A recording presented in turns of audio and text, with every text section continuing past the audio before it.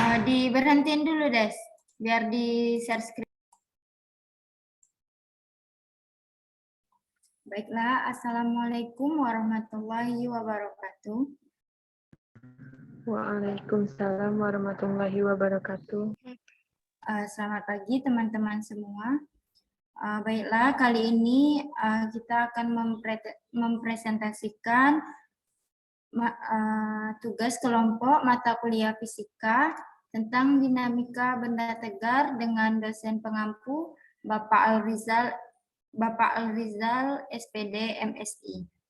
Sebelumnya, perkenalkan saya Rahma Laila Fitri sebagai moderator dan anggota kelompok saya Nadia dengan NIM 11, Desi Fitriana dengan NIM 19, Priska Paramita Sari dengan NIM 25, Ferdin Rumapea dengan NIM 33, Gilang Faturrahman dengan NIM 41, dan Dame Sandro Sitohang dengan NIM 53.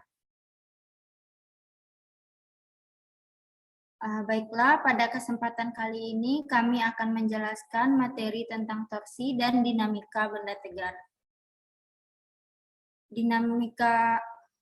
Dinamika benda tegar itu adalah bagian dari dinamika rotasi. Apa sih dinamika rotasi itu? Dinamika rotasi adalah ilmu yang mempelajari mengenai pergerakan benda yang berputar pada poros atau titik tumpunya. Dinamika rotasi ini sebenarnya menggunakan konsep hukum 2 Newton yang dapat ditulis dengan rumus sigma F sama dengan massa dikali percepatan. Dinamika rotasi juga dipengaruhi oleh beberapa faktor, di antaranya massa, gaya, percepatan, kecepatan, dan torsi. Selanjutnya ada pembahasan tentang torsi. Pembahasan torsi kali ini akan dijelaskan oleh Desi Fitriana. Kepada Desi, dipersilakan. Terima kasih, Rahma. Setelah kita mempelajari tentang dinamika rotasi, selanjutnya kita akan mempelajari tentang torsi, yang dimana torsi merupakan gaya yang memiliki kemampuan untuk membuat benda berotasi. Besar kecilnya torsi dipengaruhi oleh poros titik berotasi, oleh poros atau titik tumpu, gaya, dan jarak atau lengan. Torsi merupakan perkalian antara gaya dan jarak, dengan rumus T sama dengan F kali R. Selain itu, torsi di dalam fisika juga disebut dengan momen atau momen gaya, yang dimana bentuk ekuivalen rotasi dari gaya linear. Konsep torsi itu diawali dari kerja Archimedes dengan alat peraga tuas, dan secara umum torsi dapat dianggap sebagai gaya rotasi. Next, Ma.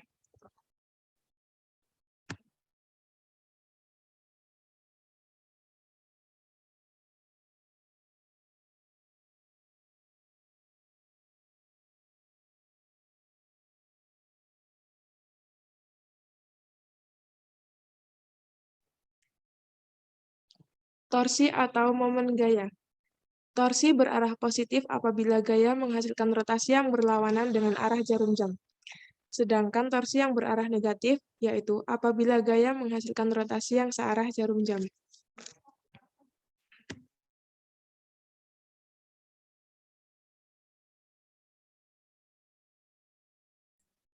Baiklah, terima kasih kepada Desi. Selanjutnya ada faktor-faktor yang mempengaruhi torsi. Nah, faktor-faktor yang mempengaruhi torsi kali ini akan dijelaskan oleh Gilang Faturrahman. Kepada Gilang, dipersilakan. Terima kasih kepada moderator. Adapun faktor yang mempengaruhi torsi, yang pertama adalah gaya. Semakin besar gaya, semakin besar pula torsinya. Terus ada panjang lengan. Jadi semakin besar jarak, semakin besar torsi, semakin mudah benda berrotasi, momen inersia, dan percepatan sudut. Adapun contoh torsi yaitu pintu. Ketika kamu ingin membuka pintu, kamu hanya perlu memutarkan engsel dan kemudian pintu akan terbuka. Maka, agar bisa bekerja, torsi dipengaruhi oleh engsel pintu sebagai titik tumpunya. Gaya bekerja, yaitu kamu atau orang yang membuka pintu dan lengan jarak terhadap titik tumpu. Terima kasih, moderator.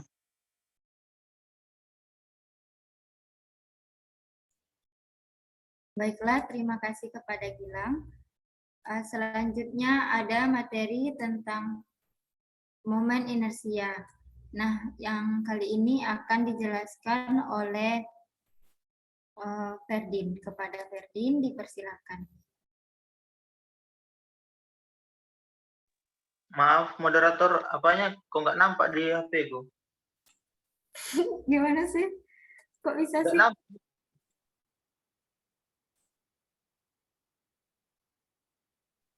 Gini baik, apa jendela mengambang sudah tuh buat ini.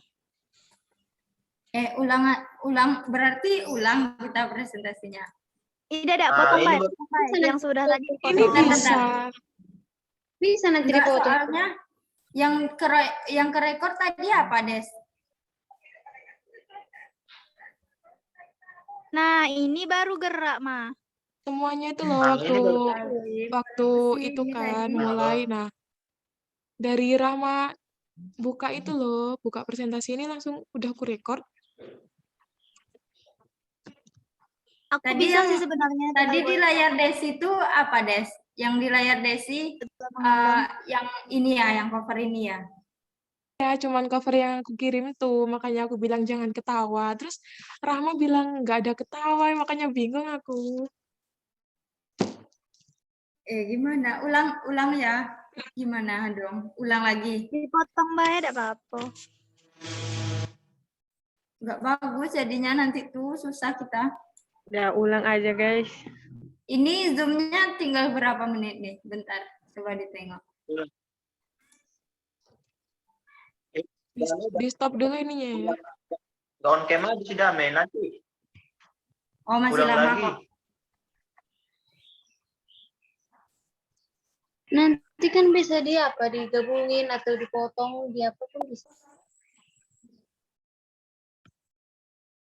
Baiklah, Assalamualaikum warahmatullahi wabarakatuh. Selamat pagi teman-teman semua. Kali ini kita akan mempresentasikan tugas kelompok fisika dengan materi dinamika benda tegar dan dosen pengampu Bapak Al-Rizal SPD MSI. Sebelumnya, perkenalkan saya Rahma Laila Fitri dengan NIM 63, kemudian anggota kelompok yaitu Nadia dengan NIM 11, Desi Fitriana dengan NIM 19, Priska Paramitasari dengan NIM 25, Ferdin Rumapea dengan NIM 33, Gilang Fatur Rahman dengan NIM 41, dan Dame Sandro Sitohang dengan NIM 63. 53. Pada kesempatan kali ini, kami akan menjelaskan materi tentang torsi dan dinamika benda tegar. Sebelum kita masuk ke dinamika benda tegar, alangkah baiknya kita mengetahui apa itu dinamika rotasi. Dinamika rotasi adalah ilmu yang mempelajari pergerakan benda yang berputar pada porosnya atau titik tumpunya. Dinamika rotasi ini sebenarnya menggunakan konsep hukum Newton 2 yang dapat ditulis dengan rumus sigma F sama dengan massa dikali percepatan. Dinamika rotasi juga dipengaruhi oleh beberapa faktor, diantaranya massa, gaya, kecepatan, dan torsi. Setelah kita mengetahui materi tentang dinamika rotasi, kemudian selanjutnya kita akan masuk kepada torsi. Materi kali ini akan dijelaskan oleh Desi Fitriana. Kepada Desi, dipersilakan. Terima kasih, Rahma. Setelah mempelajari tentang dinamika rotasi, sekarang kita akan menjelaskan tentang materi torsi, yang dimana gaya yang memiliki kemampuan untuk membuat benda berotasi. Besar kecilnya torsi dipengaruhi oleh poros atau titik tumpu, gaya, dan jarak atau lengan. Torsi merupakan perkalian antara gaya dan jarak, dengan rumus T sama dengan F kali R. Torsi di dalam fisika juga disebut dengan momen atau momen gaya, yang dimana bentuk ekuivalen rotasi dari gaya linear. Konsep torsi itu diawali dari kerja Archimedes dengan alat peraga tuas. Dan secara umum, torsi dapat dianggap sebagai gaya rotasi. Torsi atau momen gaya. Torsi berarah positif apabila gaya menghasilkan rotasi yang berlawanan dengan arah jarum jam. Sedangkan torsi yang berarah negatif apabila gaya menghasilkan rotasi yang searah jarum jam. Materi selanjutnya akan dijelaskan oleh Gilang Faturrahman. Baik, terima kasih. Adapun faktor yang mempengaruhi torsi, yang pertama adalah gaya. Jadi, semakin besar gaya, semakin besar pula torsinya. Setelah itu ada panjang lengan, momen inersia, dan percepatan sudut.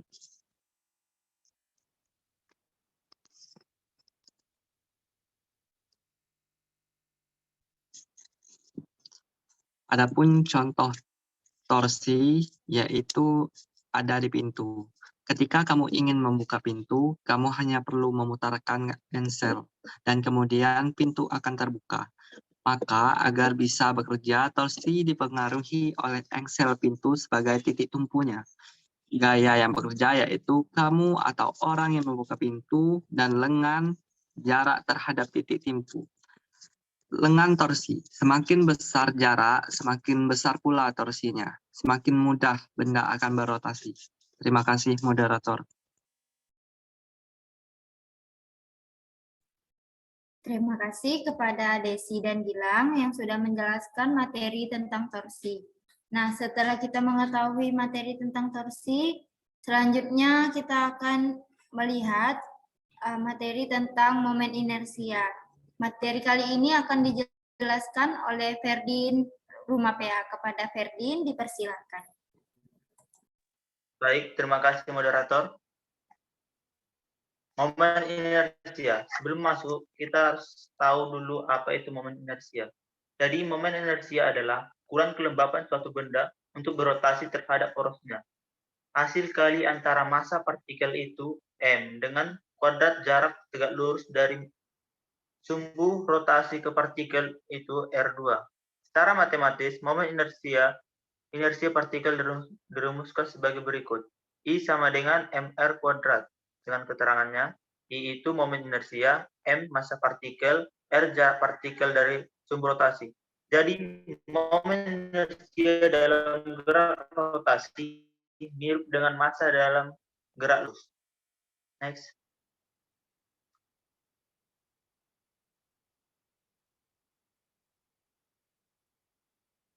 Momen inersia sejumlah partikel. Mengandung sejumlah partikel, maka momen inersia total sistem tersebut merupakan jumlah momen inersia masing-masing partikel.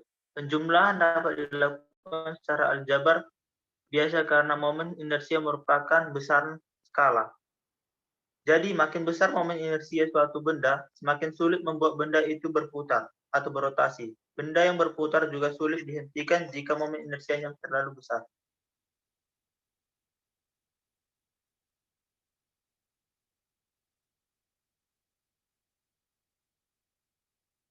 Momen inersia juga terdapat pada benda tegar. Mungkin teman-teman dapat melihat gambarnya.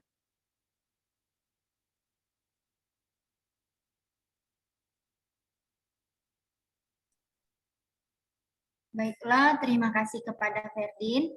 Selanjutnya, materi momen inersia akan dijelaskan juga oleh Dame Sitohang. Kepada Dame, dipersilakan.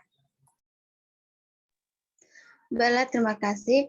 Jadi, momen inersia pada benda tegar. Secara umum, momen inersia setiap benda tegar bisa dinyatakan dengan persamaan sebagai berikut, di mana I sama dengan sigma mr kuadrat, di mana I atau momen inersia MR1 kuadrat ditambah MR2 kuadrat tambah MR3 kuadrat ditambah MRN kuadrat atau jumlah momen inersia selanjutnya.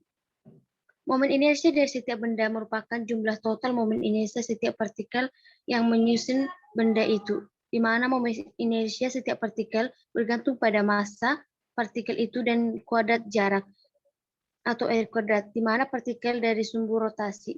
Total massa semua partikel yang menyusun benda sama dengan massa benda, tetapi jarak setiap partikel yang menyusun benda berbeda-beda jika diukur dari sumbu rotasi.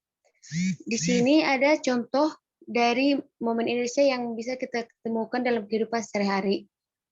Pernahkah kita mencoba turun dari bus yang bergerak? Jika sudah, maka kita pasti tahu hasilnya. Tapi pernahkah kita bertanya-tanya, mengapa kita jatuh ke depan dan bukan ke belakang? Ini lagi-lagi karena inersia gerak. Ketika seorang penumpang turun dari bus yang bergerak, tubuh bagian atas mereka masih bergerak, dan ketika bersentuhan dengan tanah yang diam, tubuh mereka terjungkal ke depan. Inilah karena inersia gerakan.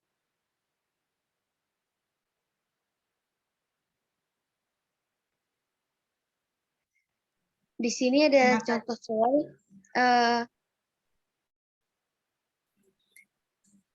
Lanjut, Dame. Di sini ada contoh soal yang bisa kita temukan. Sebuah benda kecil dengan massa 1,5 kg ditempatkan pada ujung batang tak bermassa ketika berputar dengan kecepatan sudut 10 radian per sekon. Energi kinetik yang dimiliki benda tersebut adalah 300 joule. Hitunglah momen inersia benda tersebut, kemudian jarak benda ke sumbu rotasi dan kecepatan translasi benda.